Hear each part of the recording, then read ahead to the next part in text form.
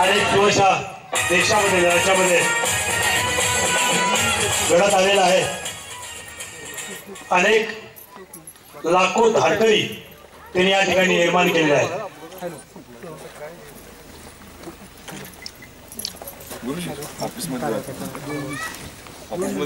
कित्येक वर्ष महाराष्ट्रामध्ये आणि देशामध्ये लाखो धारकरी निर्माण केले। चांगली गोष्ट आहे। तुमच्या वेळेला तुमचं आयुष्य प्रत्येक धारकरी वारकरी असलाच पाहिजे, वारकरी धारकरी असला पाहिजे। पुष्पोत्सवे या कार्यक्रमाला प्रतिसाद दिलेला आहे। आता या ठिकाणी विभागून आलेले सर्व मान्यवर मंडळींना विनंती आहे, आपण कृपया सर्वांनी मंचावर बसून यांची कृपा करावी। ज्यांच्या वाढदिवसानिमित्त या ठिकाणी आपण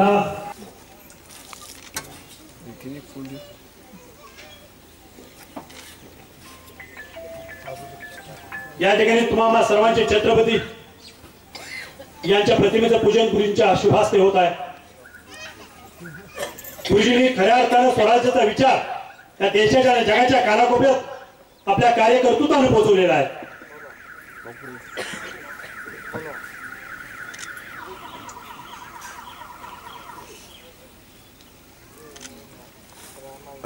प्रसाद म्हणून गुरुजींनी त्याचा सन्मान स्वीकारावा अशी मी त्यांना विनंती करतो।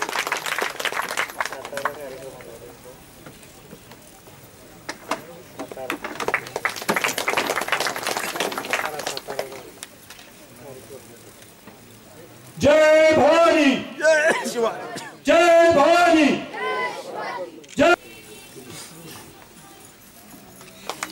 सर्व बांधवांना व्हावं अशी मी आपणाला विनंती करतो। माता भगिनी आणि सगळे बंधू, मोठा आनंद वाटतोय की खबाले पाटलांचा वाढदिवस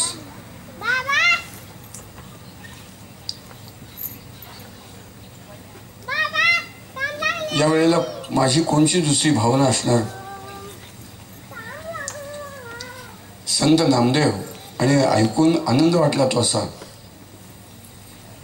की खबाले पाटील हे माळकऱ्यांच्या घरातले आहेत। हो, त्यांचं आमचं नातं जवळ आलं या धाग्यामुळं। आम्ही माळकरी, ते माळकरी।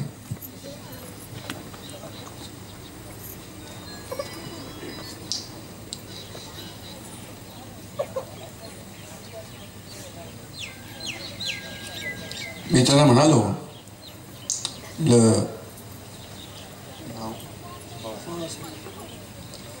बाळासाहेब, तुम्ही काहीतरी पूर्वजन्मी सुकृत फार चांगलं।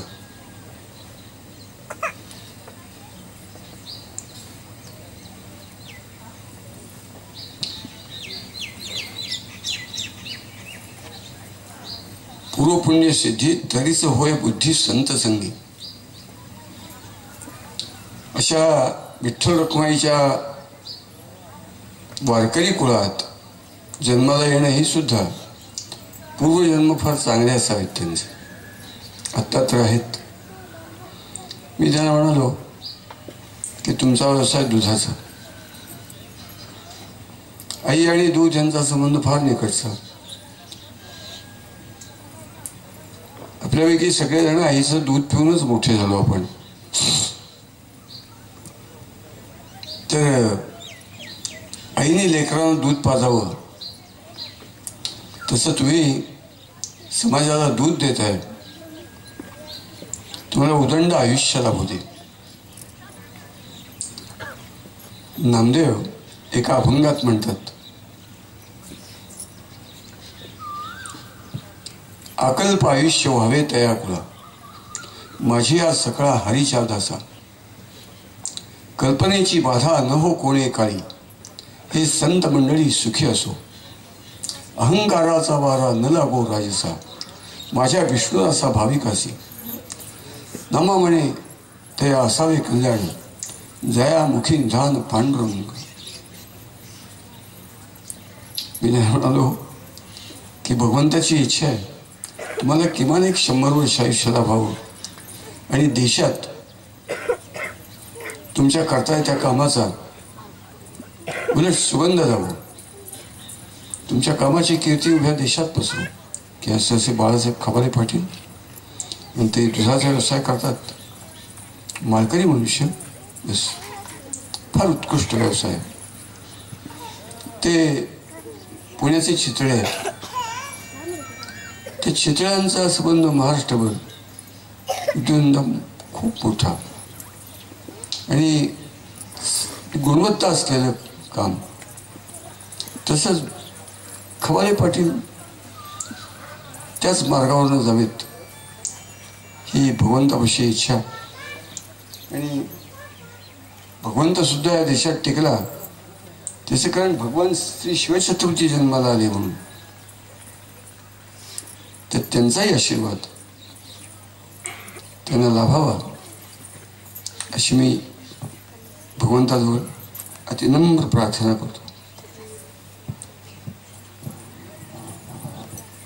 स्वार्थ कुणाला सुटलाय? संन्यासाला सुद्धा मोक्षाचा स्वार्थ असतोच. सर्व संघ परित्याग केलाय पण निर्वाण, मोक्ष, मुक्ती आपल्याला मिळावी असा स्वार्थ असतो त्यांच्यात. तो स्वार्थ उदात्त, तो जगाच्या कल्याणाचा आहे. माझाच स्वार्थ आहे तो मी तुमच्याशी थोड्या वेळात बोलतो.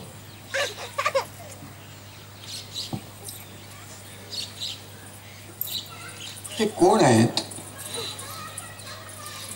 शिवछत्रपती कोण आहेत? त्यांचं आणि आपलं नातं काय हे लोकांना कळत नाही, कुणी सांगत नाही. कारण त्यांच्या चरित्रावरती बोलून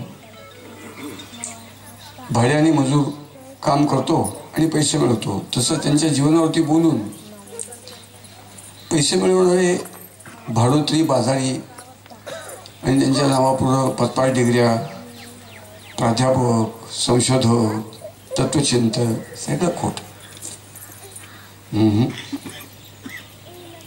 शिवछत्रपतींचं अंतरंग सांगणारा एक एक एक माणूस नाही. नव्हतो आम्ही आपणास देखील. जिथे मनुष्य स्वतःला ओळखू शकत नाही तिथे त्या भगवान श्री शिवछत्रपतींचा अंतरंग कोण ओळखेल? असो, त्यांचं आपलं नातं सांगतो. ए पोरा, त्या पोराला बसवा, मी ते खाती घेऊन जा.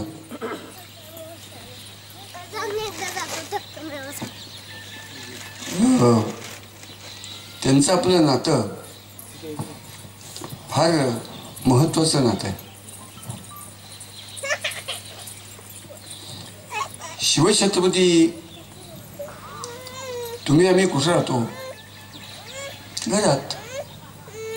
मासे पाण्यात, पक्षी घरट्यात, वाघसिंह गुहेत, सरपटणारे प्राणी बिळात,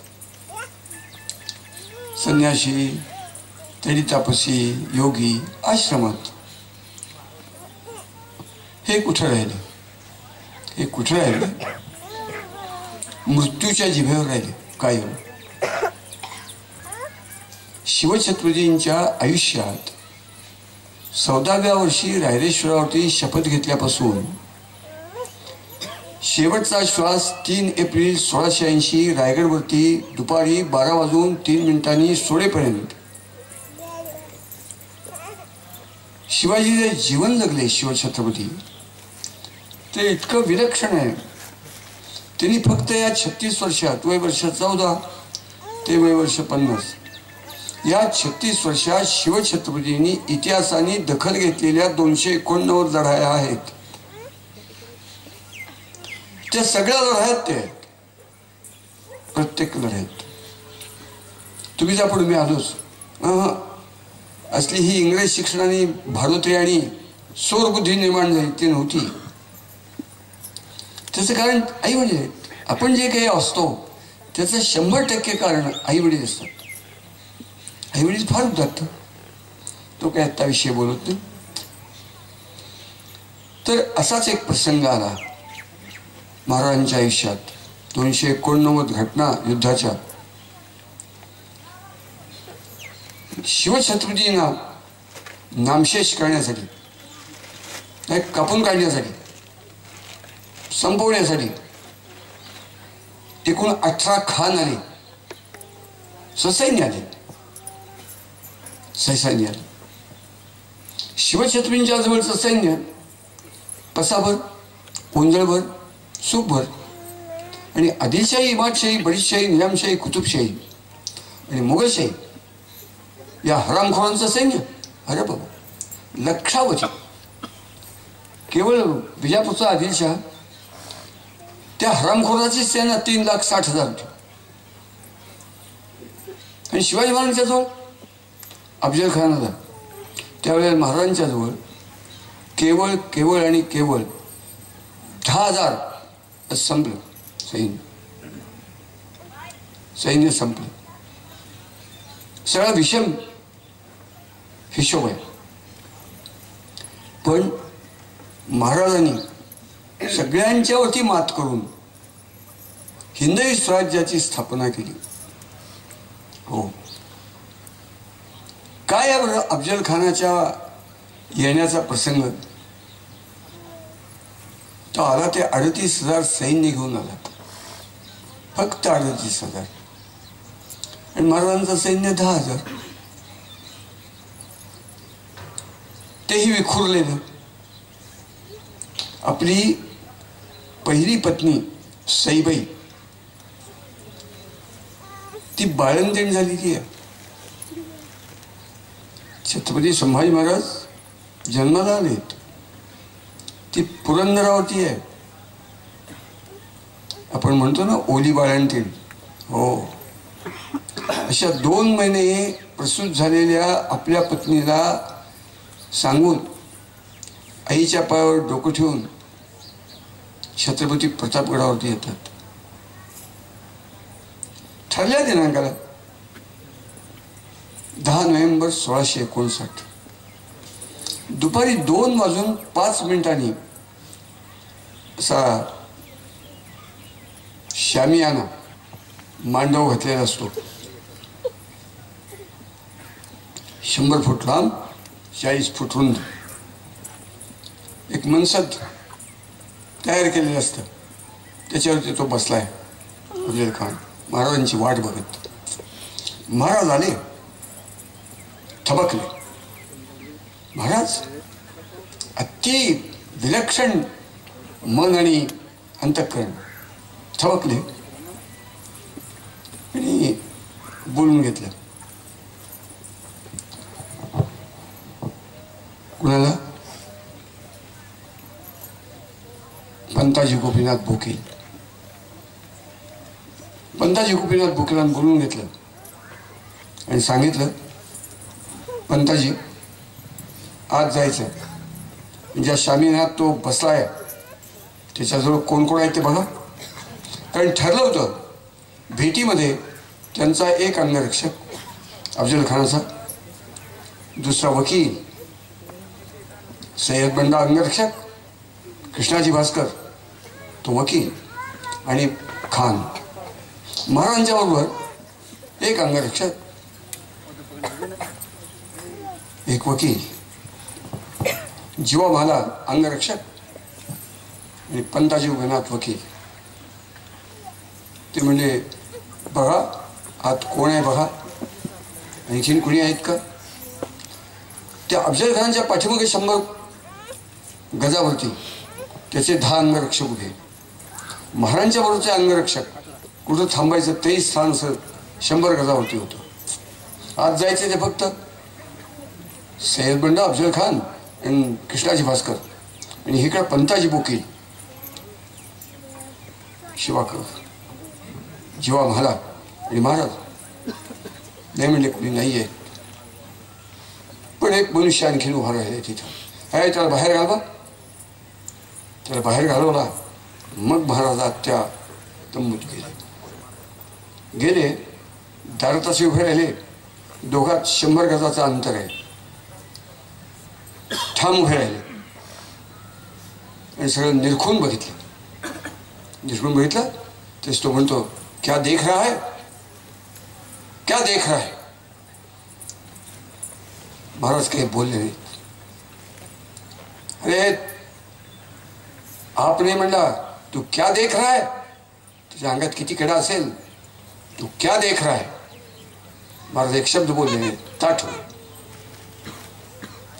तुझे कुछ डर लगता है या नाही. तुला भीती वाटत नाही का. मी 2दा विचारलं, तू बोलत नाहीस.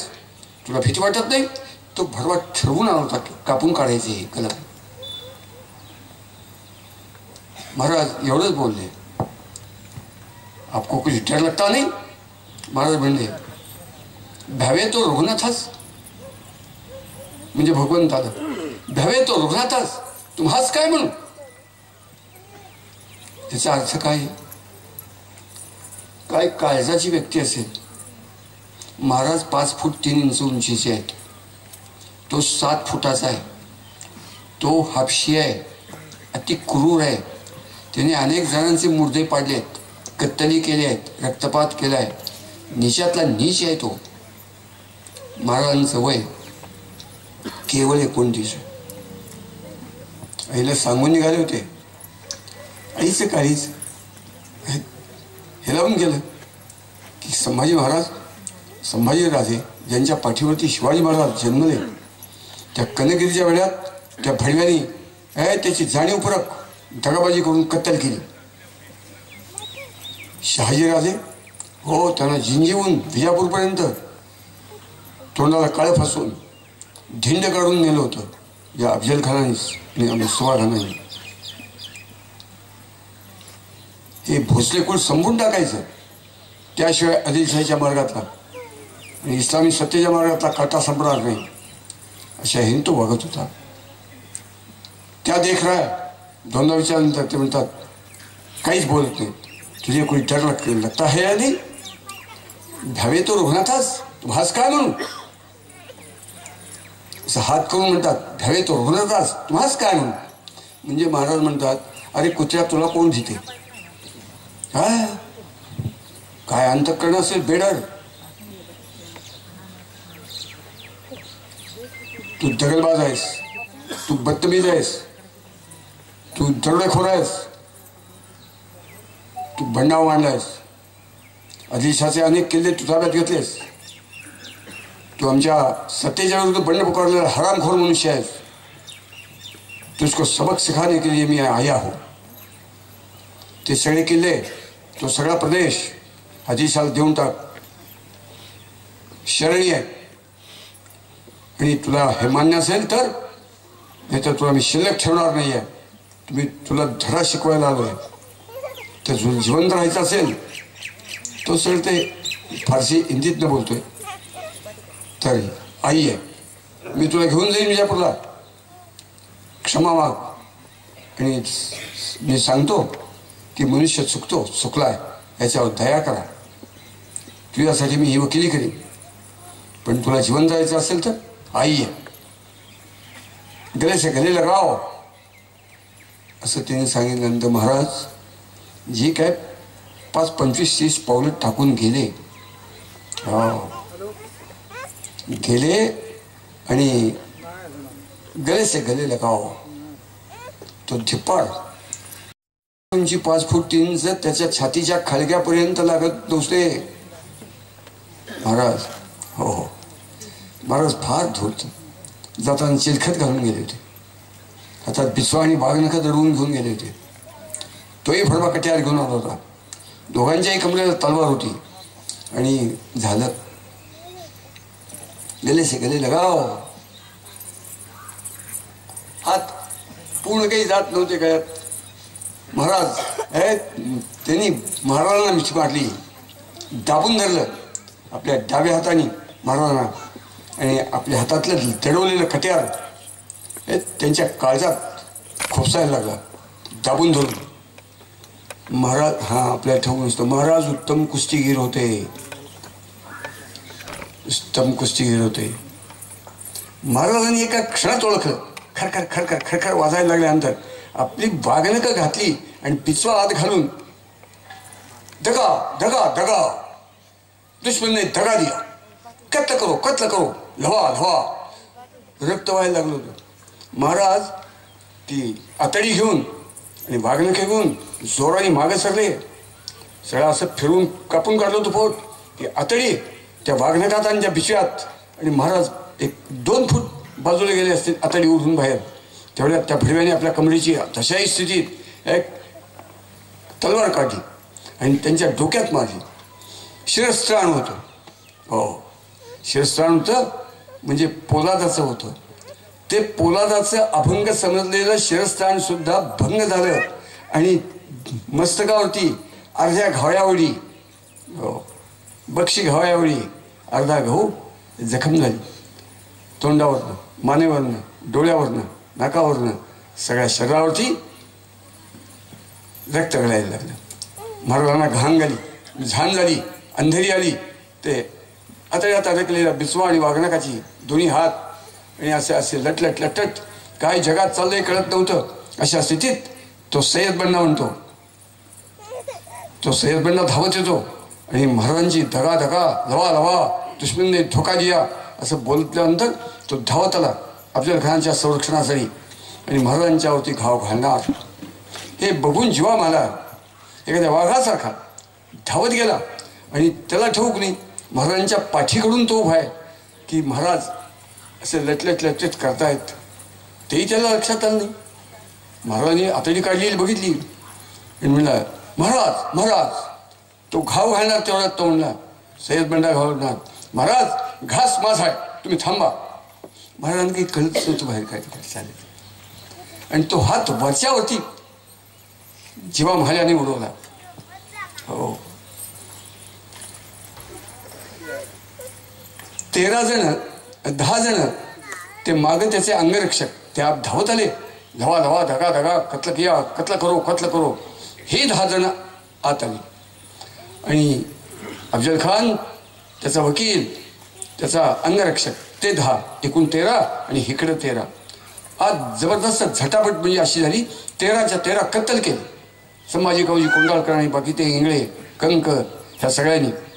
आणि ते पोटातली आतडी काढल्यानंतर तशाही स्थितीत तो अफजल खान चालत मोठ्या मोठ्याने ओरडत भोयांच्या नावाने भोयांनी पालखी आणली. त्याच्यात तो बसला पडला काय झालं आणि भोई पालखी उचलून न्यायला लागले. तशी संभाजी कावजी कोंडाळकरांनी त्या भोयांच्या पायावरती तलवारीने घाव घालून पाय तोडून टाकले. पालखी खालती पडली आणि एखाद्या कालभैरवासारखा तो आत मरेपर्यंत जणू काही थोडा वेळ जिवंत राहणार होता. त्याच्या छातीवरती पाय देऊन त्याच्या मानेवरती कचाकच घाव घालून त्याचं मुणकं तोडलं. संभाजी कावजी कोंडाळकर 7 फुटाचा मनुष्य होता. हो, मुणकं तोडलं आणि महाराज सगळे रक्ताने रंगलेले होते. हे 10 जण हे 13च्या 13 शिल्लक, ते 13च्या 13 घारत आणि त्याचं मुणकं तुळजाभवानीला, जिचं आत्ता आपण दर्शन घेतलं, हो अर्पण करायला वरती धावत सुटले. गडावरून तोफा झाल्या. जिकडे तिकडं लोकांना कळलं, काम फत्ते झालं. मग पुढे कत्तल झाली. ती दुपारी 2:10 हे घडल्यानंतर रात्री 10, 11, 12 वाजेपर्यंत कत्तल चालली होती. 38,000पैकी बहुतांश सगळं जे पळून गेले, अंधारात दिसले नाही, जंगलात दडले, ते सोडून सकट त्या जावळीच्या खोऱ्यात मारून टाकले. कल्पना करा मी काय सांगायला लागलोय. यांचं आणि आपलं नातं काय. हो, मी सांगेन ते नातं तुम्ही सुद्धा आजपर्यंत ऐकलेलं नाही. नातं काय, कल्पना करा. 2:05 गले से गले लगाव. भगवान श्री शिवछत्रपती जातात, मिठी दोघजणही मारतात. तो हरामखोरपणाने पोटात सुरा खपसायचा प्रयत्न करून दाबून धरून. हे सगळं झालं. उलट झालं असतं तर महाराज कत्ल झाले असते, मुंडकं तिकडे गेलं असतं विजापूरला, तर काय झालं असतं? लक्षात ठेवा, आज जे आपण आहोत ना, ते आज बाळासाहेब खवाले पाटलांचा वाढदिवस करायला हिचं मांडव घालून उपस्थित नसतो. हिंदू म्हणून आपण जगलो नसतो. काशी जी की कला जाती, मथुरा मशीद होती, शिवाजी न होते तो सुन्नत होतो सबकी. हा कोणीतरी भाडोत्री, आत्ताचा एखादा साहित्यिक की पैसे घेऊन भाषण करणारे हरामखोर शिवाजी महाराजांच्या चरित्रावरती त्यातल्यापैकी नव्हता. तो मथुरेत राहत होता. त्यांनी शिवाजी महाराजांच्या जीवनावरती 389 कविता लिहिल्या आहेत. तो काय बोलतो मथुरेतला तो कवी, आश्चर्य वाटेल असं बोलतो. तर उलट झालं असतं तर थोडं आणखीन थांबून सांगतो. तो येताना विजापूर ते जावळीच्या खोऱ्यात येईपर्यंत वाटेतली सरसकट कत्तल, रक्तपात, विध्वंस, लुटालूट, जाळपोळ, बलात्कार, धर्मांतर, मंदिर पाडतोय, मूर्ती तोडतोय, धाक निर्माण करत येत होता. शिवाजी महाराजांच्या अंगात कापरं भरावं नाही, शरण जाऊन मोकळं व्हावं. हा नाही, सगळेजण सल्ला देत होते, महाराज सुलूक करा. नाही, आईचा आदेश आहे, ह्याला संपवला पाहिजे. आईचा आदेश, तुळजाभवानीचा आदेश. कोणीही बरोबर 100% महाराजांच्या मनाशी सुलूक करूया म्हणत होते. मध्यान्हीला ज्या दिवशी झाले हे 10 नोव्हेंबर 1659, तर त्याच्या आदल्या दिवशी महाराज स्वप्नातनं झोपेतून असे खरवून जागे झाले आणि बोलायला लागले की हो, आत्ता आईने येऊन मला सांगितले, जा त्याला कत्तल कर, त्याला नामशेष कर. तुकाराम महाराजांचा एक अभंग आहे. काय अभंग आहे ते म्हणतात, आम्ही ज्याचे दास, मी ज्याचा दास आहे, मी ज्याचा भक्त आहे, आम्ही ज्याचे दास त्याचा पंढरी ये वास. तो कुठं राहतो? तो पंढरपूरला राहतो. जो या देवांचाही देव, काय कलिकाळाचा भेव. मी ज्याचा दास आहे, मी भक्त आहे, हो तो पांडुरंग पंढरपूरला राहतो. आम्ही ज्याचे दास त्याचा पंढरी ये वास. जो या देवांचाही देव, देवांचाही देव म्हणजे काय? 33 कोटी देव आहेत, 12 ज्योतिर्लिंग आहेत, अनंत तीर्थक्षेत्र, पुण्यक्षेत्र, धर्मक्षेत्र आहेत. त्या 33 कोटी देवांचा बाप तो पांडुरंग पंढरपूरला राहतो, त्याचा मी दास आहे. तो कसा? ह्या देवांचाही देव, देवांचा देव जो पांडुरंग, त्याचा मी दास आहे. वेद जया गाती, श्रुती म्हणती नेती नेती, तुका म्हणे चोर तो हा उभा कटी कर. जो या देवांचाही देव, ह्याचा अर्थ काय आहे? त्या 33 कोटी देवात यमदेव नावाचा एक देव आहे की जो सगळ्या प्राणीमात्रांचे प्राण हरण करतो. मला भीती नाही, पांडुरंगाचा मी दास असल्यामुळं आणि सर्वात आवडता दास असल्यामुळं मला मृत्यूची भीती नाही, मृत्यू मला स्पर्श करू शकत नाही.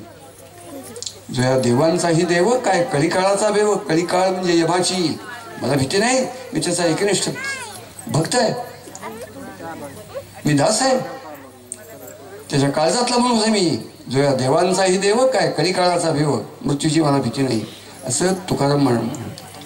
अहो, येताना तुळजापूरचं मंदिर, मूर्ती, तिथले लोक कत्तली करत, तोडत, फोडत, मोडत तो भडवाला. पंढरपूरला तेच केलं, हो, तुकडे केले मूर्तीचे. समजा 10 नोव्हेंबर 1659 उलट झालं असतं तर त्या तुळजाभवानीची प्रतिष्ठापना झाली असती. पंढरपूरमध्ये तो पांडुरंग देवांचा देव परत बसला असता का? हिंदुस्थानचा इतिहास असा आहे की इस्लामी आक्रमकांच्या समोर संबंध देशाची माती होऊन गेली आहे. 5 लाखापेक्षा जास्त मशीद या देशातल्या केवळ हिंदूंची मंदिर तोडून फोडून नामशेष करून त्या भडव्यांनी बांधलेली आहेत. अरे कोणाची हिंमत नाही, आत्ता राम मंदिर काय, त्याला काय अर्थ आहे काय? आजही शिवछत्रपती होते, मरताना 3 एप्रिलला ते म्हणले की आम्ही जातो. खंगून गेलं होतं शरीर, पूर्ण खंगलं होतं. हो 289 लढाया, मनावरचा शरीरावरचा किती विलक्षण ताण असेल. अशा ह्याच्यात सुद्धा हिंदवी स्वराज्य स्थापन झाल्यानंतर हो 1680 3 एप्रिलला त्या दिवशी एक ग्रहण आलं होतं. सूर्यग्रहण, खग्रास सूर्यग्रहण होतं. महाराज अत्यंत श्रद्धावान होते, अत्यंत धर्मशील होते. हातात जपाची माळ घेऊन लंगोट बांधून त्या गंगासागरात गळ्या इतक्या पाण्यात हो कोणताही मंत्र या ग्रहण काळात जर जपला तर त्या मंत्राची शक्ती जपणाऱ्या माणसाला मिळते. ही श्रद्धा सत्य आहे. महाराज 8 तास पाण्यात उभे होते, गळ्या इतक्या खंगून गेलेलं शरीर होतं. 5 फूट 3 इंच उंचीचं शरीर. दौडले, झगडले, झुंजले, लढले, तडफडले आयुष्यभर, स्वतःचा विचार नाही. अशा माणसाचं 5 फूट 3 इंच उंचीचं शरीर कसं असेल हो? नाही, सोसलं नाही. पाण्यातनं बाहेर आले, ताप वाढत चालला, औषध लागू पडेना, भूक कमी होत चालली, क्षीणता येत चालली, 2 महिने अंथरुणावरती आहेत. अशा स्थितीत 3 एप्रिलला पुढं तर स्थिती अशी आली की महाराजांच्या तोंडात ओठ असे सुकलेले, त्याची बारके पापुत्रे निघत आहेत. तर पाणी घालावं 2-2 पळ्या, 1-1 पळी, तर ते घातल्यानंतर सुद्धा गुदद्वारा वाटे बाहेर येत. इतकं क्षीण झालं होतं शरीरातनं, असं लिहिलंय इतिहासात. अशा स्थितीत काय काळीज असेल. शिवछत्रपती सगळं बळ एकवटून ज्या पलंगावरती पर्यंकावरती झोपले होते त्या उशीपुशी जुने हात ठेवले आणि भोवती माणसं होती रायगडावरती. त्यांना कळत होतं की नाही, आता महाराज काही क्षण, काही श्वास याच्या पलीकडे नाही. महाराज चालले, खंगत खंगत खंगत चालले, महाराज चालले. सगळ्यांच्या डोळ्यात तिथून दुःखाच्या वेदना, अश्रुवाटे बाहेर दिसत होत्या. महाराजही दोन्ही हात ठेवून सगळं शरीर कबरेच्या वरचं उचलून सगळ्यांच्याकडे बघत म्हणाले की आम्ही जातो, आमचा काळ झाला, आमचा आता मुक्काम संपला. पुढे काय म्हणतात, सप्त सिंधू सप्तगंगा मुक्त करा. काशीचा विश्वेश्वर सोडवा. आजही काशी विश्वेश्वराच्या मंदिराची मशीद झाली, तुमच्या आमच्या उरावरती आहे. मरताना त्यांच्या डोक्यात काशी विश्वेश्वर सोडवला पाहिजे, ती मशीद पाडून मंदिर बांधलं पाहिजे. शिवछत्रपती होऊन गेले. 1,23,00,00,000 लोकसंख्या असलेला हा माणसांचा सागर आमच्या खालच्या वरच्या ठिकाणी दम नाही आहे, हिंमत नाही आहे. बायका पोरांची, लेकी सुनांची, नातवंडाची, कुटुंबाची, संसाराची, मृत्यूच्या काठावरती उभं असताना सुद्धा त्यांच्या डोक्यात देश आहे, देव आहे, धर्म आहे. ते काय बोलतात, सप्त सिंधू सप्तगंगा मुक्त करा. सप्तगंगा कोणच्या? आपण पूजेला बसलो की क्वचित ह्यांच्या पिढीत किंवा ह्यांच्या पिढीत पूजेला बसलो की तांब्यात घेतलेलं पाणी एकदम आपण ते तांब्यात देव काढून त्यांच्यावरती ओतत नाही. वारकरी असतात ते काही अभंग म्हणतात. अनेकांचे पाठ नसेल तर तांब्यावरती हात ठेवून देवाचं 2 मिनिटं नाव घेऊन ते मग पाणी आपण देवावरती ओततो, घालतो. अभिषेक म्हणायचा. म्हणजे काय आहे तर खरा मंत्र असा आहे की गंगेच यमुनेचैव गोदावरी सरस्वती नर्मदे सिंधू कावेरी जलेस्मिन सन्निधिम क्रियात. या 7 नद्यांना आपण हात मारतो. हे मातानं या तांब्यात जे पाणी ज्याने मी देवांना अभिषेक घालून धुणार आहे, पूजा करणार आहे, हो तुम्ही 7 जणी या तांब्यात या. सप्त सिंधूंच्या जलाच्या उदकाच्या म्हणून मी न्हायला घालणार आहे, अभिषेक करणार असा. ते म्हणतात सप्तसिंधू सप्तगंगा मुक्त करा. कारण महाराज 3 एप्रिल 1680 गेले त्यावेळेला सुद्धा शिवछत्रींच्या हिंदवी स्वराज्यात त्याच्यापैकी एकही नदी अभिषेक झाला त्याच वेळेला आणि नंतर सुद्धा उगमापासून शेवटापर्यंत नव्हती. केवळ 6.5 जिल्ह्यांचं हिंदवी स्वराज्य होतं.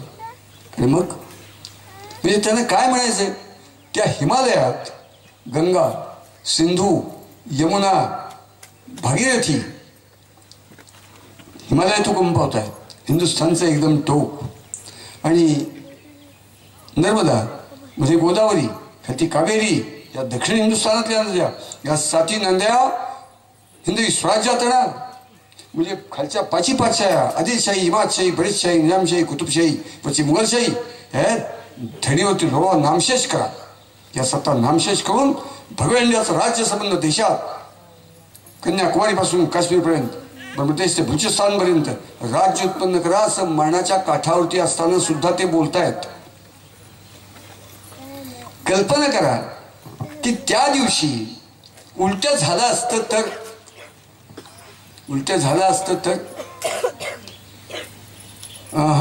पण पांडुरंग जाग्यावर आला नसता, तुळजाभवानी जाग्यावरती आली नसती. ज्याचे दास त्याचा पंढरीव असा, जो देवांचाही देव काय कलिकाळाचा भेव, अरे तो पांडुरंग ती तुळजाभवानी प्रस्थापित झाली नसती. तुकाराम महाराजांचा एक अभंग आहे, तो अभंग सांगतो. म्हणजे आतापर्यंत सांगितलेल्या बरोबर तुम्हाला त्यातलं नातं काय ते कळेल. तुकाराम म्हणजे ती कल्पना करू शकत नाही अशी विलक्षण व्यक्ती कसला, मानवरूपात वावरणारा देव. ते सगळ्यांना अर्थांतकरणाने सांगायचे की अरे 1760 दैवत, नका सगळं सोडा. जो या देवांचाही देव म्हणजे पांडुरंग, त्यालाच फक्त चित्तात धरा. मग त्या दैवतांची नावं असलेला त्यांचा एक अभंग आहे, त्याच्यात तेही विनंती करतात सगळ्या भक्तांना, भाविकांना. नवे जाखाई जोखाई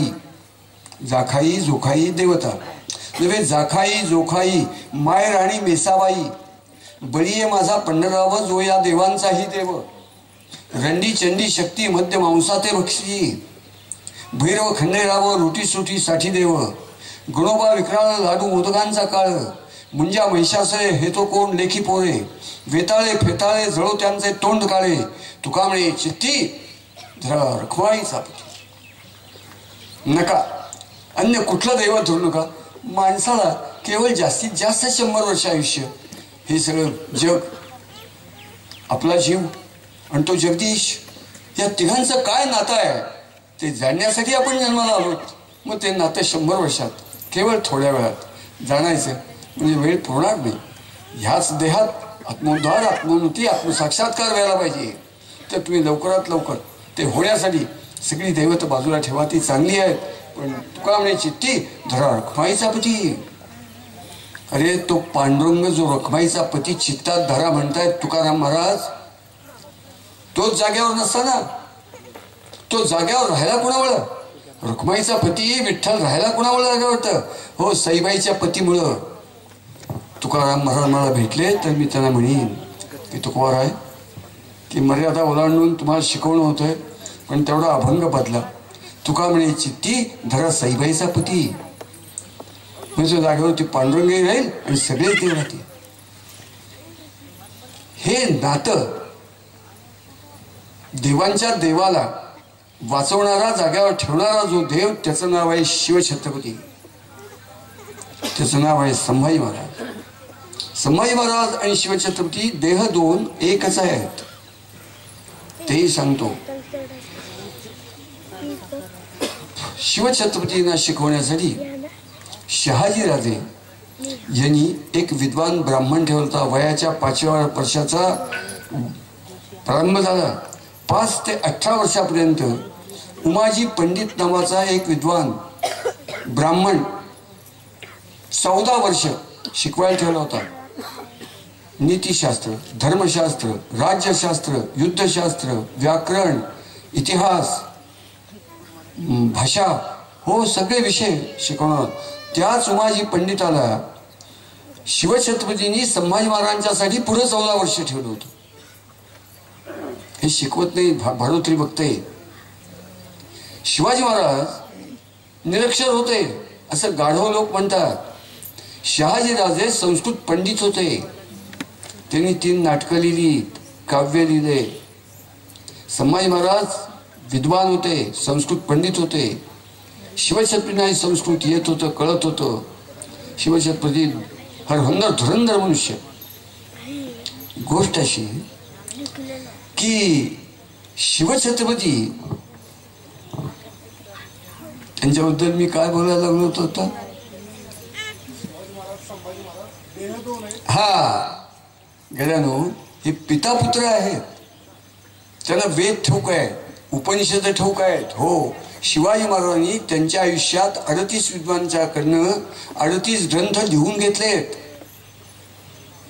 38 ग्रंथ लिहून घेतलेत. ते आहेत इतिहासात. असे शिवाजी महाराज होते. नुसते लढवय्ये, चढाऊ लढाऊ नये.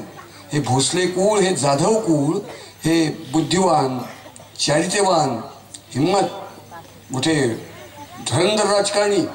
आणि हां, मग अशी बोलताना ते कदम होते, ते बोलले की शिवाजी महाराजांनी स्वराज्याची स्थापना केली. शिवाजी महाराजांनी स्वराज्याची स्थापना अजिबात केली नाही. हिंदवी स्वराज्याची स्थापना केली. माझं बोलणं कळतंय ना. स्वराज्य नव्हतं, हिंदवी स्वराज्य होतं. म्हणजे काय? हिंदवी हे विशेषण आहे. मी राज्य स्थापन करणार आहे. ते का? संबंध देश, कन्याकुमारी ते काश्मीर, बहुमताचे बलुचिस्तान हिरवागार पडला होता. अशा वेळेला शहाजीराजांचा जन्म झाला आहे. याचा उल्लेख विश्वनाथ काशीनाथ राजवाडे त्यांनी मराठ्यांच्या इतिहासाची साधने असे 23 खंड लिहिले. वयाच्या 90व्या वर्षापासून वयाच्या 78व्या वर्षी शेवटचा श्वास सोडेपर्यंत त्या खंडात जे काही संशोधन करून केले. एक पंजाब नेसला, एक पंजाब पांघरला, पायात पादत्राण नाही, कुणाकडनं काही घेतलं नाही, भीक मागून जगले. पण त्यांना एक साक्षात्कार झाला होता. कोकणातला माणूस होता. काय? हा देश अखंड परकीयांच्या तापाखाली तुडवला गेलेला आहे. हे पारतंत्र्याच्या नरकात पिसतोय, खचतोय. आक्रमक बदलत आहेत, पण या देशाचं पारतंत्र्य जात नाही, स्वातंत्र्य मिळत नाही, धर्म टिकत नाही, उद्ध्वस्त होतोय देश. हा देश या इस्लामी हरामखोरांच्या तावडीतून वाचवायचा असेल तर मराठ्यांचाच इतिहास शिकवला पाहिजे. हे वयाच्या 90व्या वर्षी सत्यतेनं उलगडलं होतं. आणि त्यांनी 23 खंड लिहिले. ते खंड वाचायची लायकी असलेली माणसं महाराष्ट्रात देशात नाहीत. 7व्या खंडात शहाजीराजे ज्यावेळेला जन्माला आले 1596, जिजामाता 1599, त्यावेळेला देशाची परिस्थिती कशी होती? तर देशाची परिस्थिती ते लिहितात. एकच वाक्य 187 पानावरती प्रथमावृत्ती 7वा खंड ते लिहितात. कन्याकुमारी ते काश्मीर, ब्रह्मदेश ते बलुचिस्तान 3200 किलोमीटर लांब, 3200 किलोमीटर रुंद, उभा आडवा खंड प्राय देश. दक्षिणेत आदिलशाही, इमादशाही, बरीदशाही, निजामशाही, कुतुबशाही, वरती मुघलशाही. पूर्व किनाऱ्याला, पश्चिम किनाऱ्याला डच, फ्रेंच, पोर्तुगीज, इंग्रज, सिद्धी, हापशी हे बदमाश संबंध देश परकीयांनी खाऊन टाकला होता.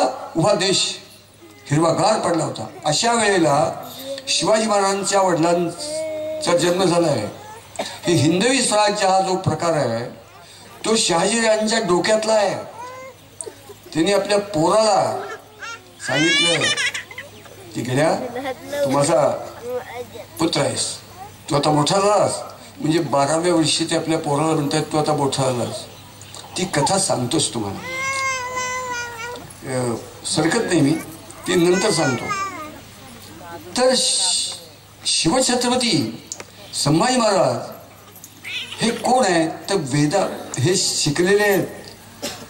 वेदांचं, उपनिषदांचं तत्वज्ञान त्या उमाजी पंडितांनी त्यांना सांगितलंय, इतिहास शिकवलाय. ऋग्वेदात असा एक सूत्र आहे, दयानंद सरस्वती एक मोठे संन्यासी होऊन गेले. आपल्या देशाचे ते अलोट मोठ्या धर्माचं काम केलेली व्यक्ती होती. तर ते त्यांच्या ग्रंथात लिहितात, सत्यार्थ प्रकाश. काय लिहितात?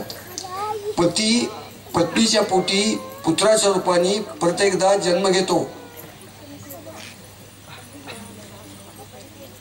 एकदा परत सांगतो, पती पत्नीच्या पोटी पुत्राच्या रूपाने परत एकदा जन्म घेतो. पत्नी स्वतःच्या पोटी कन्येच्या रूपाने जन्म घेते. अगदी हे बोलणं वैज्ञानिक आहे, ही भाबडी श्रद्धा नाही. हो, याचा अर्थ शहाजी राजांनी जिजामातेच्या पोटी शिवशत्रूंच्या रूपात जन्म घेतलेला आहे. शिवशत्रूंनी सईबाईच्या पोटी संभाजी महाराजांच्या रूपात जन्म घेतलेला आहे. याचा अर्थ काय आहे? जगण्याच्या मार्गावरती कसं जगावं आणि कशासाठी जगावं हे ज्यांनी प्रत्यक्ष जगून दाखवलं सगळ्या उभ्या हिंदुस्थानला, त्या महापुरुषाचं नाव आहे शिवछत्रपती. आणि मरण्याच्या मार्गावरती, हो, जन्म घेतलेल्या माणसाला जगणं आणि मरण टाळताच येत नाही. संभाजी महाराजांनी मरण्याच्या मार्गावरती सुद्धा हिंदू समाजातल्या प्रत्येकाने कसं मेलं पाहिजे आणि कशासाठी मेलं पाहिजे हे दाखवून देण्याचं काम त्यांनी केलं. माझ्या अंतःकरणात येतं की असे विलक्षण शिवछत्रपती 3 एप्रिल 1680 जाताना मनात निश्चित त्यांना टोचलं असेल, खोपलं असेल, डाचलं असेल, सल्लं असेल की हो, आपण समाजाला जगावे कसे हिंदूंनी या जगात, जसा सिंह आहे गिरीकंदरात, एवढाच आपण शिकवलं नाही. पण मरण्याच्या मार्गावरती कसं मेलं पाहिजे आणि कशासाठी मेलं पाहिजे हे काही आपण मरून दाखवलं नाही. त्यांच्या लक्षात आलं, उमाजी पंडितांनी शिकवलंय की हो, पती पत्नीच्या पोटी पुत्राच्या रूपाने प्रत्येकदा जन्म घेतो. आपण संभाजी महाराजांच्या रूपाने सईबाईच्या पोटी जन्माला मिळत उरलेलं आपलं लेकरू दाखवून देईल. एक विश्वास ठेवा की ही पिता पुत्रांची जोडी हे गुह्य काय ते कळलं हिंदू समाजाला, तर या देशाला राष्ट्र म्हणून जगण्यासाठी कुठलाही दुसरा मार्ग नको, मंत्र नको, दिशा नको, दृष्टी नको. शिवाजी संभाजी दृष्टी, शिवाजी संभाजी हा मार्ग, शिवाजी संभाजी हा बीज मंत्र, मा मृत्युंजय मंत्र, मा संजीवनी मंत्र, मा अमृत मंत्र अगदी विलक्षण सामर्थ्य देईल आपल्याला. पण आपण गाढवाचं काय बोलतो की शिवछत्रपती सर्व धर्म संभाव बाळगणारे होते. काय गाढवपण आहे. ते 10 ठिकाणी त्यांच्या चरित्रात बोलतात, हे मी केवळ हिंदू धर्माच्या रक्षणासाठी जन्माला आलो, मला तेच करायचे काम. तर तो हिंदवी हा शब्द कसा, शिवाजी महाराजांनी स्वराज्य स्थापन केलं, चूक. शिवाजी महाराजांनी हिंदवी स्वराज्य स्थापन केलं, सगळा देश हिरवागार पडला होता. त्यावेळेला हिंदू धर्म, हिंदुस्थान, हिंदू संस्कृती टिकली पाहिजे, त्या स्वतःची स्वतंत्र सत्ता पाहिजे. हा उद्योग शहाजीराजांनी सुरू केला आहे. जास्त बोलत नाही, मी परत येणार त्यावेळेला आणखीन बोलेन. गड्यानो, व्याकरणामध्ये नामापासून विशेषण बनतं, आपण शिकलो. नामापासून विशेषण बनतं. आपण सगळे मानव. मानव या शब्दातून विशेषण कोणचं? मानवी. दानव, दानवी, पशु, पाशवी, जन्नू, जान्हवी, हिंदू या नामापासून हिंदवी. माझं स्वराज्य हिंदवी स्वराज्य आहे. त्या 12व्या वर्षी त्यांनी सांगितलं होतं की मी 2 प्रयत्न केले, मला यश आलं नाही. मला यश आलं नसलं तरी काय झालं, काही हरकत नाही, नामावरून होण्याची आवश्यकता नाही. तू माझा पोरगा आहेस, तू ते सिद्ध कर. जो बापाची इच्छा पूर्ण करतो तो पोरगा. जी कन्या आपल्या आईवडिलांची इच्छा पूर्ण करते ती कन्या. त्या महाभारतात एका ठिकाणी कुंती युधिष्ठिराला म्हणते, तू माझा काही पुत्र नाही, माझा तू पोरगा नाही आहेस, तू काय बोलतोयस. हा हा तू माझा पोरगा नाही आहेस, कोण आहेस तू? ती गोष्ट सांगतोच, वेळ देईल. पण साकेत नावाचा राजवाडा त्यांचा, त्या साकेत राजवाड्यात 5 पांडव, द्रौपदी, कुंती माता, प्रत्येक पांडवाला द्रौपदी सोडून एक पत्नी होती. त्या पत्नीपासून झालेली लेकरं, अश्वत्थाम्याने पांडवांच्यापासून झालेली 5 पोरं त्या साकेतवाड्यात रात्री देवे आणून कापून काढली. उरलेले सगळे पुत्र, त्या 5 पत्नी, द्रौपदी, त्या काळातले, आता तुकाराम महाराज जसे आहेत आत्ताच्या काळातले, त्या काळातले 11,000 वर्षापूर्वी विदुर आहेत. ते विदुर म्हणजे तुकाराम महाराज संत मनुष्य, दरिद्री आणि पांडवांच्या हितासाठी अखंड तडफडणारा माणूस बसले होते. असे सगळ्याचा मध्य शेवटी कुंती, गुरुत्वमध्ये कुंतीच्या भोवती सगळे बसलेत खेळत. जेवण खाण झालं असेल, शिळोब्याच्या गप्पा चालतात आपल्या घरातून सुद्धा, काहीतरी बोलत होते सगळेजण आपापसात. तेवढ्यात मध्येच तो युधिष्ठिर, माते मी बोलू का? 5 पांडवातला मोठा मुलगा, हो बोल ना. काय काय बोलल्यानंतर, माझं एक दुःख आहे. सम्राट म्हणतो दुःख आहे, सगळ्या एवढ्या मोठ्या साम्राज्याचा प्रमुख म्हणतो दुःख आहे. लोक बसलेले लोक टवकारून ऐकायला लागले, काय कसलं दुःख आहे सांग बरं. तो म्हणला, माते कल्पना कर, 11 अक्षौहिणी सैन्य कौरवांचं, आपलं 7 अक्षौहिणी सैन्य. 1 अक्षौहिणी म्हणजे घोडदळ, हत्तीदळ, रथदळ, पायदळ मिळून 2.5 लाख म्हणजे 1 अक्षौहिणी. असं 27.5 लाख सैन्य कौरवांचं आणि आपलं 7 अक्षौहिणी, 17.5 लाख सैन्य आपलं. आपण महाभारतकालीन युद्ध केलं, 38 दिवस चाललं. हो, आणि त्या 38 दिवसात सुद्धा 45 लाख सैन्य गारद करून आपण हे राज्य प्राप्त केलं. केवढं पाप केले. या पापाची टोचणी माझ्या अंतःकरणात अति आहे. जागेपणी आहे, गाढ झोपेत आहे, मला काही करताना वाटतं की केवढं पाप केलं. ह्या पापातून मुक्त व्हायचं कसं, हे कसं मुक्त व्हायचं. आणि मला असं वाटतं नको, हे राज्य नको. हे राज्य उरलेल्या 4 भावंडापैकी कुणालाही सम्राट म्हणून बसव. मी वनांतरी जातो, गिरीकंदरी राहतो, कंदमुळं फळं खातो आणि मी तपश्चर्या करतो, ध्यानधारणा करतो, बलकल नेसतो. नको, मला काही नको. मी या पापातून मुक्त होण्याचा प्रयत्न करायला मी जातो. तशी ते ऐकायला लागली. सगळेजण टोकावरून बघत होते, काय बोलतोय हा पाप. ती म्हणजे लाज वाटत नाही तुला? पाण्यात बुडून मारण्याचा प्रयत्न केला, आपल्याला अन्नातून बीज घालून मारण्याचा प्रयत्न केला, लाखीच्या घरात राहायला सांगून त्याला पेटवून जाळून मारण्याचा प्रयत्न केला. आपण काय पाप केलं होतं? न्याय, नीती, सत्य, धर्माच्या आधारावरती. हो, हे राज्य पंडूलाच मिळायला पाहिजे, पण ते राज्य आपल्याला पाहिजे म्हणून एका टोकाला जाऊन पांडवांचा नाश व्हावा म्हणून त्यांनी कायम आपल्यावरती अन्याय, अत्याचार केला. बरं, एवढंच नाही, पांडवांना आपण रणांगणात जिंकू शकत नाही, तर मग काय करायचं? हो, कपटाने द्यूत खेळण्याचा डाव मांडला आणि त्या द्यूतात तो शकुनी साह्याला घेऊन या सगळ्या कौरवांनी हे आपलं राज्य शिरावून घेतलं. आणि राज्य शिरावून घेतल्यानंतर अट कोणची?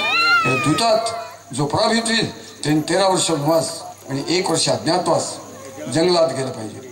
आणि परत त्याच्यात आणखीन एक खोस की 14व्या वर्षी अज्ञातवासात पांडवांच्यापैकी एखादा जरी कोणी नेमका कुठं आहे हे ओळखता आलं, हुडकून काढलं, तर परत 13 वर्ष वनवास, 1 वर्ष अज्ञातवास. इतका आपल्याला त्रास आणि इतकं वैर केलं, आपला द्वेष केला. हा, आणि ते आपल्यावरती झालेला अन्याय धुवून काढला पाहिजे, संपवलं पाहिजे, आपलं गेलेलं राज्य परत माघारी मिळवलं पाहिजे. अशा प्रकारचा तुमच्या पाठीमागे आग्रह करून ते कुरुक्षेत्रावरचं युद्ध आपण केलं. आणि सत्य, न्याय, नीती, धर्माच्या आधारावरती. काय रे, काय सारखा हलताय तुम्ही? घरी चालायला का? उठ मामूर्ख. त्या टीव्हीवरची कुत्री, मांजरं, डुकरं त्यांच्या ते सिनेमे बघून स्थिर चित्ताचं पोर नाही बघा, मामूर्ख. तर ती बोलली, असं चिडून त्याच्याकडे हात करून म्हणजे तुला लाज वाटत नाही? झालेल्या अन्यायाचा सूड घेतला पाहिजे. आई वडिलांच्या अंतःकरणाला समाधान दिलं पाहिजे. हे करण्यात, ते राज्य परत मिळवण्यात तुला जर पाप वाटत असेल तर तू माझा मुलगा नाही आहेस. ती हात करून त्याच्याकडे म्हणते. ते वाक्य प्रसिद्ध आहे महाभारतातलं. मातृचार आहे बसा. मातू म्हणजे मातेचं षष्ठी प्रथम वचन. मातू म्हणजे तू आईचा. रुचार म्हणजे विष्ठा. एव म्हणजे तूच. सहा हो तो बाकीच्या सांगायला लागली मातृचार आहे बसा. हा काही माझा मुलगा नाही आहे. मी खाल्लेलं अन्न 24 तासानंतर माझ्या उदरद्वारातून बाहेर पडत विष्ठा रूपाने, तसा हा माझी विष्ठा आहे. हा माझा मुलगा नाही. तोंड काळ कर चालायला. असं ती संताप्त. शिवछत्रपतींचे वडील 2 वेळा त्यांनी 7 वर्ष दिल्लीच्या बादशाहशी शहाजहानशी टक्कर दिली. हिंदवी स्वराज्यासाठी स्थापन करायचं म्हणून. आदिलशाही निजामशाही त्यांच्याशी 3.5 वर्ष टक्कर दिली. आयुष्यातली ऐन तारुण्यातली हो वयवर्ष 33 ते वयवर्ष 43 हो हिंदवी स्वराज्याच्या संस्थापनेसाठी शहाजीराजांनी तडफड केली. आणि मग एके दिवशी असेच बसले असताना शहाजीराजे उंचे पुरे धिप्पाड होते. हे खबाले पाटील कसे आहेत? उंचे पुरे आहेत, त्यांच्यापेक्षा उंच होते. संभाजी महाराज हे अत्यंत धिप्पाड आणि उंच होते. साधारण आजोबा आणि नातवंड हे मनाने आणि शरीराने बरीचशी सारखवत असतात असा जीवशास्त्राचा नियम आहे. तर शहाजीराजे बसले होते. जिजाऊ साहेब, तुकाबाई साहेब, नरसाबाई साहेब, त्यांनी पत्नी, प्रत्येकीला 2-3 लेकरं होती. ते बसले. आलेल्या अपयशामुळं खचून गेले, पण संधीची वाट बघत होते शहाजीराजे. आणि शहाजीराजे दमणीच्या ठोक्यागणी एकच ध्यास, नाही आपल्याला जमलं नाही. कधी करायचं? हिंदवी स्वराज्य स्थापन झालं पाहिजे. कोण उपयोग पडेल? कोणाच्या हातनं घडेल? आपल्याला तर अपयश आलं, पण नाही झालं पाहिजे हा ध्यास. तसे ते बसले होते असे संसारात सगळ्या मुलाबाळांचं. शोभा हा जी या इकडे. शिवाजी महाराजांचं 12वं वर्ष संपत आलं होतं. या इकडे. 7 फूट उंचीचा वडील आहेत शहाजीराजे. म्हणजे जो मनुष्य बसल्यानंतर सुद्धा उभा राहिल्याचा का दिसावा इतकी उंची आहे. पुरुषाची उंची 22 वर्षापर्यंतच वाढते आणि माता भगिनींची उंची 17 वर्षांनंतर वाढत नाही. कल्पना करा. वय वर्ष 12 संपते अशा स्थितीत शिवाजी महाराजांची उंची काय असेल? शहाजीराजे बसले. शोभा हाजी या. धरलं नाही करून आणि त्यांच्याकडे बघून म्हणतात, तुम्ही आता मोठे झालात. 12 वर्षाच्या पोरगाला वडील म्हणतात तुम्ही आता मोठे झालात. पुढचं वाक्य, तुम्ही आमचे पुत्र आहात. तिसरं वाक्य, ते तुम्ही सिद्ध करा. एखादा बाप आपल्या पोराला म्हणायला लागला, मी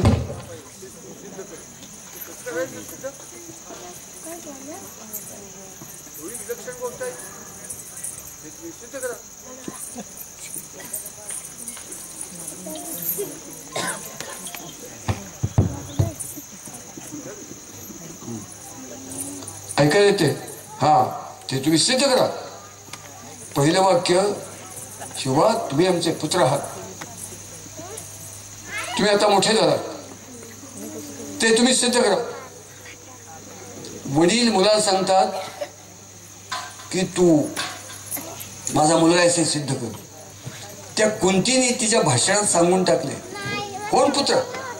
तिच्या आईवडिलांची इच्छा पूर्ण करण्यात धन्यता मानतो तो. मला अपयश आलेला आहे हिंदवी स्वराज्य स्थापन करण्याच्या याच्या 2 वेळा मी पराभूत झालो असेल, पण शिवा तुझा आपल्या 3 जागिऱ्या इंदापूर सुपा सपाटीवरती आहेत. नको तिकडे सह्याद्रीच्या दऱ्याखोऱ्यात खोल खेळ शिवापूरची जागीर आहे. 36 गावांची जागिरी आहे. हे कट्यार, ही मुद्रा, हा झेंडा, हे अष्टप्रधान मंडळ, हा शिक्का, तुमच्या मातोश्री जिजामाता, तुमचे शिक्षक गुरुदेव दादाजी कोंडदेव. तुम्ही आता माझ्याजवळ राहायचं. तुम्ही मोठे झालात. तुम्ही त्या जागिरीवरती जायचं. ती जागिरी सांभाळता हो त्याचं रूपांतर माझे पुत्रात हे सिद्ध करणार करा. शिवाजी महाराजांनी कामाला सुरुवात केली. तिकडे गेल्यानंतर 14व्या वर्षी शिवाजी महाराज रायरेश्वरावरती गेले. पुण्याखालची 12 मावळं, जुन्नखालची 12 मावळं, त्या 24 मावळातले हे जोडले गेले काळजातले मित्र सगळे घेऊन रामाता दादाजी कोंडे आणि ते स्वतः आणि बिलोपत्र भाऊन भगवंता आज मी शपथ घ्यायला आलो. माझ्या मस्तकावरती आशीर्वादाचा हात ठेव. मागं पुढं डावीकडे उजवीकडे माझ्या हृदयात वास कर आणि सदैव हे हिंदवी स्वराज्य स्थापन घेण्याचं काम मी करणार आहे. त्याच्यात मला यश दे. त्या क्षणापासून शिवाजी महाराजांनी एक क्षणाचा विसावा न घेता अखंड 36 वर्षात 500 वर्षी मुघलशाही उद्या रणांगणात आव्हान देऊन त्यांच्या मुळावरती पाय देऊन शेकडो लढाया करून 6 जून 1674ला सिंहासन स्थापन केलं. म्हणजे ज्येष्ठ शुद्ध त्रयोदशी शालिवाहन शके 1596 सिद्ध केलं. मी तुमचा मुलगा आहे. आलं लक्षात. कल्पना करा की शिवछत्रपती हे व्यक्तिमत्व भगवान श्रीकृष्णांनी धर्मसंस्थापना केली. कुरुक्षेत्राचं युद्ध करून कौरवांचा नायनाट करून तसंच 500 वर्षी मोगलशाही नायनाट करून मरू घातलेला हिंदुस्थान दिव्यातलं तेल संपत आलं आणि शेवटचे 5-6 कण उरल्यानंतर ते संपले की फक्क काळाकुट्ट अंधार. तशा अवस्थेला आलेला जो देश होता त्या देशाच्या नसेत एक नवीन प्राण, नवीन हिंमत, श्वासोश्वास घेण्याचा स्वाभिमान, भारतमातेच्या कपाळावरचं कुंकू टिकवण्याची वाट त्यांनी दाखवून दिली. धर्मसंस्थापनाच केली. तो कविभूषण म्हणतो, को दाता को रणचिरो को जगपालनहार. भूषण कवी उत्तर दियो शिवंत पहाडी अवतार. त्यांच्याकडे एक मनुष्य आला म्हणला की तुम्ही कवी आहात आणि शिवचंद्रांचं गुणगान खूप गाता, शेकडो कविता तुम्ही केल्या आहेत. मला तुम्ही एक सांगा, शिवाजी महाराजांची स्तुती करा तुम्ही, परंतु जगात सर्वात जास्त दानशूर कोण आहे बरं? आणि नुसता दानशूर नाही, मला नुसता दानशूर नको, दानशूरही आहे आणि रणशूरही आहे. असा कोण आहे? आणि रणशूर आहे, दानशूर आहे आणि सर्वसामान्य प्राणी मात्रांच्या बद्दल, सगळ्या लोकांच्या बद्दल पोटात आईच्या प्रेमाचा पाझर आहे, ज्याच्यात कणव आहे, माया आहे, वात्सल्य आहे. असा कोण? त्याच्यावरती एक क्षणाचा विलंब न होता ते म्हणतात, को दाता. तुम्हाला विचारतोस कोण सर्वश्रेष्ठ दाता आहे? तो दानशूर. को दाता को रण चढवो, को रणवीर, को दाता को रण चढवो, को जगपालनहार. भूषण कवी उत्तर दियो शिवंत हरि अवतार. हरि अवतार, अरे भगवंताचा साक्षात मनुष्य रूपात जन्माला आलेला हा अवतार आहे. हो, ही मी कधी शिवाजी महाराज छत्रपती शिवाजी महाराज नुसतं म्हणत नाही, श्री शिवछत्रपती शिवाजी महाराज आणि दुसरं म्हणजे भगवान श्री शिवछत्रपती. आपलं यांचं नातं हिंदुस्थान जर जाणून घेईल तर हिंदुस्थान जगाच्या पाठीवरती सगळ्या विश्वाचा बाप म्हणून जगेल एवढी ताकद देण्याची सामर्थ्य असलेले पिता पुत्र आहेत दोन्ही. मी तुम्हाला एका कार्यक्रमाचं निमंत्रण देणार आहे. आमचे बाळासाहेब मला जायचं आहे सांगलीला, माझ्याकडे परवा आले, मोठा आनंद वाटला आणि ते म्हणले मग म्हटलं मी मोहिनीच्या कामात आहे, नको. मग म्हणले तुम्ही 31 डिसेंबरला येता का? मग येतो म्हणलं, काही हरकत नाही. नंतर म्हटलं काय आपण खुलासा काय शब्द दिला, बरं दिलेला शब्द पाळला पाहिजे, नाही तर त्यांना डाग लागेल. मग त्यांची आपण धडकडी कसली, दिलेला शब्द गेला पाहिजे आपण. त्यावेळेला म्हणलो मी येतो, पण मी स्वार्थापोटी येतोय बरं का. स्वार्थ कोणचा? पोरं जन्माला आली की ही बिचारी नातू जन्माला आला, पोरगा जन्माला आला की प्रत्येकाही 2.5-3 महिन्याचा झाला की त्याला आंघोळ घालतात, तीट लावतात, मनगट्या, पायात वाळे, गळ्यात काहीतरी मासे 2 मासे काय जमत असेल तेवढं कणभर, पण सोन्याचं काहीतरी पदक अडकवतात, दुपट्यात गुंडाळतात आणि आपल्या आया बहिणींची किंमत आपल्याला कळत नाही. फार विलक्षण असतात त्या. आणि रामाच्या मंदिरात, विठ्ठल रखुमाईच्या मंदिरात, गणपतीच्या, मारुतीच्या मंदिरात ते पोर देवाच्या पायावर घालायला आणि घरात असता 2.5-3 महिने तर सूर्यदर्शन त्याला घडावं, या देवांचे आशीर्वाद मिळावे म्हणून ते जातात. मारुतीच्या मंदिरात का जायचं? हो, त्या मारुतीरायाची निष्ठा, त्याचं विलक्षण पराक्रम आणि त्याची एकनिष्ठा याच्यात उतरावी. गणपती हो तो बुद्धिवान भाव, विठ्ठल रुक्माई हो सगळ्या विश्वाचा त्राता, मायबाप ते आहेत, त्या मायबापाचे आशीर्वाद लावावे. अशा मोठ्या अंतःकरणाने आपल्या पोराला पायावर घालतात. लक्षात ठेवा की पक्षाला 2 जन्म आहेत, एक अंड्याच्या रूपात आणि अंड बाहेर पक्षिणीच्या पोटातून की ते उबवलं की तडफड फोडून आतलं पिल्लू बाहेर येते. 2 जन्म आहेत. मी बाळासाहेब खवाल्यानं म्हणणार आहे, हो प्रत्येक हिंदू माणसाचे 2 जन्म झाले पाहिजे, स्त्री पुरुष भेद न करता. कोणचा जन्म? एक आईबापाच्या पोटी झालेला जन्म आणि दुसरा हो शिवछत्रपती संभाजी महाराजांच्या पायी जन्माला आलेलं पोर तारुण्याने मुसमुसलं की ते घालायला नेलंच पाहिजे त्यांच्या पायावर. तो दुसरा जन्म म्हणजे हिंदवी स्वराज्याचा पाईक बनण्याचा प्रारंभ. असे 2 जन्म प्रत्येक हिंदू माणसाचे व्हावेत म्हणून दरवर्षी आम्ही शिवछत्रपतींच्या संबंधातल्या 378 गुडकुट किल्ल्यापैकी 2-3 किल्ले म्हणजे दुर्ग हो त्यांचं दर्शन घ्यायला जातो. त्या दुर्गाचं दर्शन घ्यायला का जातो त्याचं कारणही सांगतो तुम्हाला.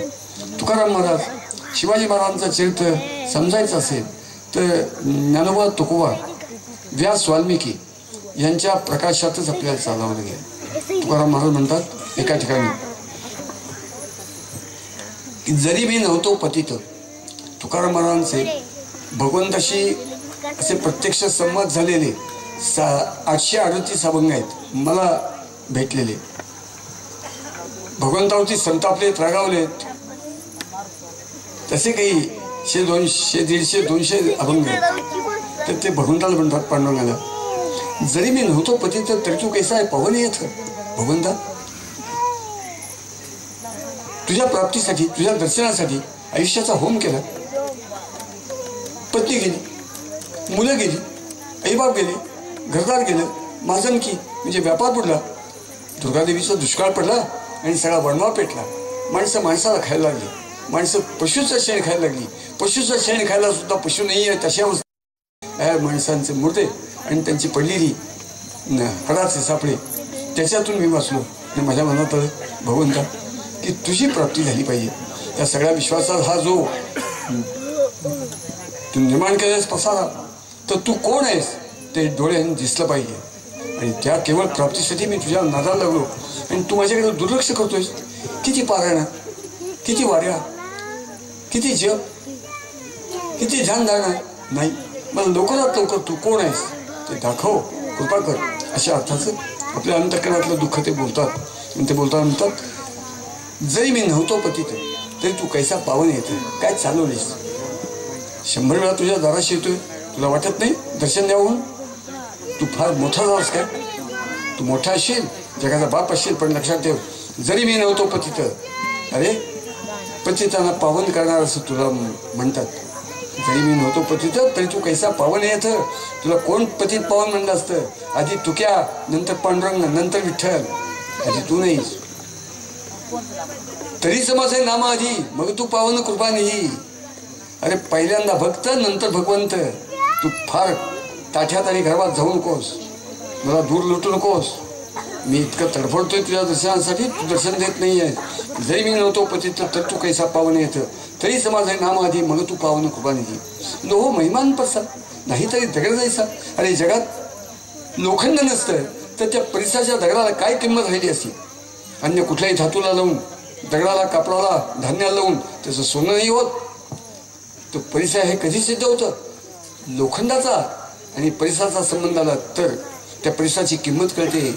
आधी लोखंड मग परीस, आधी तुक्या नंतर तू. तुका म्हणे याचक व्हावे कल्पतरू मान पावे. वणवण वणवण म्हणतोय, पोटाला अन्न मिळत नाही, भिकारी आहे. आणि हा संभाजी ज्या वेळेला कल्पतरूच्या खाली जातो आणि मनात तोंडाने सुद्धा उच्चारत नाही, पण काही अपेक्षा करतो आणि त्याला ते प्राप्त होतं. ते का? तर त्या कल्पवृक्षाच्या ती ताकद आहे की तुम्ही मागाल ते तो दे.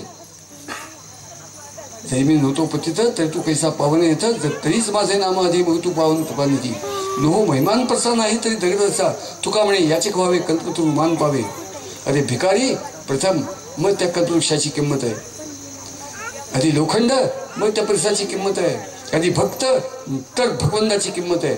आम्ही तीर्थक्षेत्रांच्या, धर्मक्षेत्रांच्या, पुण्यक्षेत्रांच्या यात्रा करतो. अगदी बरोबर आहे, त्याच्यात काही चूक नाही. का? आत्मोद्धार, आत्मोन्नती, आत्मसाक्षात्कार, परमेश्वराची प्राप्ती, मोक्ष, निर्वाण मिळावं म्हणून. पण गड्यांनो लक्षात ठेवा, ही तीर्थक्षेत्र, धर्मक्षेत्र, पुण्यक्षेत्र ज्यांच्यामुळं आज हयात आहेत, ज्यांच्यामुळं हयात आहेत ते शिवछत्रपती संभाजी महाराज त्या गडकोट किल्ल्यांच्या रूपाने आत्ता अस्तित्वात आहेत. आता परत हे गडकोट किल्ले आणि शिवाजी महाराज यांचं नातं काय ते सांगायचं तर वेळ जाईल, मी काही सांगत नाही. प्रत्येक दुर्ग हे शिवाजी महाराज, संभाजी महाराजांचं रूप आहे, लक्षात ठेवा. आणि म्हणून ते दुर्ग असं म्हणू शकतात की अरे तीर्थक्षेत्रांतून, धर्मक्षेत्रातून, पुण्यक्षेत्रातून तुमच्या वाऱ्या करायला, तुमच्या यात्रा करायला लोक येत आहेत, करतायत, सोडत आहेत. पण लक्षात ठेवा, आम्ही जर धारातीर्थ, हो लढाया झाल्या, असंख्य लढाया झाल्या, असंख्याने प्राण दिले, धर्मासाठी, देशासाठी मेले, असे हे जे गडकोट किल्ले आहेत, आम्ही जर नसतो तर हा धर्म, हे तीर्थक्षेत्र, हे पुण्यक्षेत्र, हे 33 कोटी देव काही टिकले नसते. तरीच माझे नाम आधी. म्हणून तुम्ही ज्या यात्रा करताय ते करा, पण आधी धारातीर्थ यात्रा करा. जसं आधी भक्त नंतर भगवंत, आधी याचक आधी भिकारी, नंतर कल्पवृक्षाची किंमत आहे, आधी लोखंड मग सोनं. तशी मी तुम्हा सगळ्यांना या परिसरातल्या 50-100 गावात तुमचे संबंध असतील, त्यातल्या यायची इच्छा असलेला तो तरुण, वयाचं बंधन घालण्याचं कारण नाही.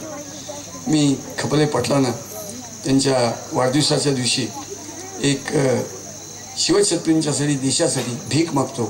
त्यांनी किमान 100-150 तरुण पोरं घेऊन एक 5 दिवस व्यवसायाची काहीतरी व्यवस्था लावून या मोहिमेत यावं. आणि आमचे सागर आमने तालुक्याचे कार्यवाह बसले, हो त्यांच्याशी संबंध ठेवून दिवस कमी आहेत. आज 31 दिनांक मावळा, 6 तारखेपर्यंत दिवस, 7 तारखेपर्यंत 8ला मकरंदगड ते रसाळगड या मोहिमेला जायचे. त्यांनी तेवढी मला भीक घालावी आणि शेकडो तरुण महाराजांच्या पायावरती घालण्यासाठी त्या दुर्गरूपात महाराज आहेत. प्रत्येक दुर्गात हे महाराजांचं रूप आहे. त्यांच्यावरती पायावरती घालून लोखंडाचं सोनं बनतं, तसं त्या पोरांच्या आयुष्याचं, हिंदवी स्वराज्याचे धारकरी म्हणून सोनं बनावं, अशी कामगिरी त्यांनी पत्करावी, अशी कळकळीची प्रार्थना करून मी थांबतो. मी फार बोललो, पण खूप विस्कटलेलं बोललो. तरी बोलायचं झालं तर 2.5-3 तास लागतील, म्हणून मी बोललो. असो, थांबतो.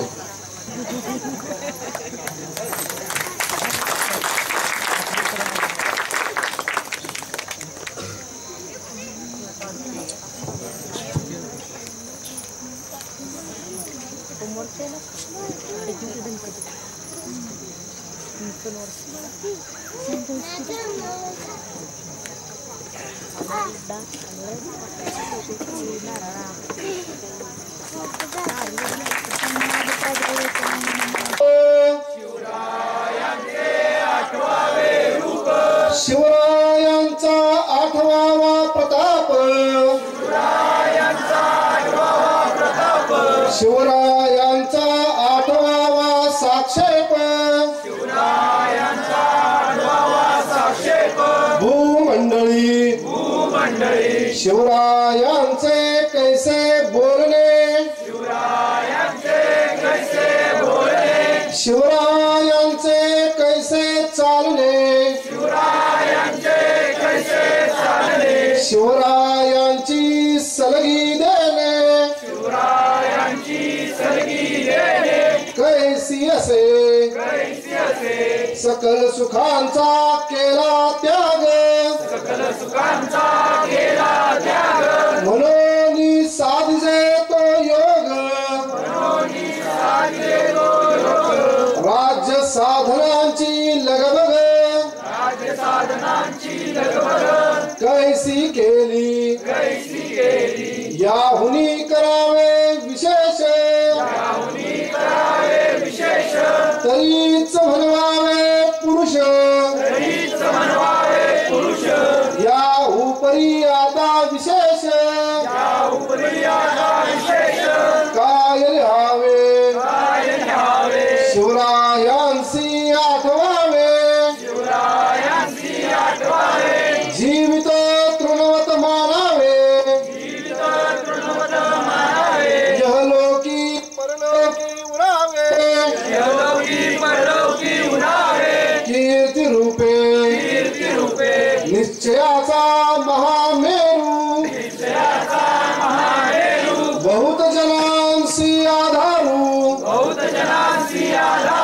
अखंड स्थितीचा निर्धारू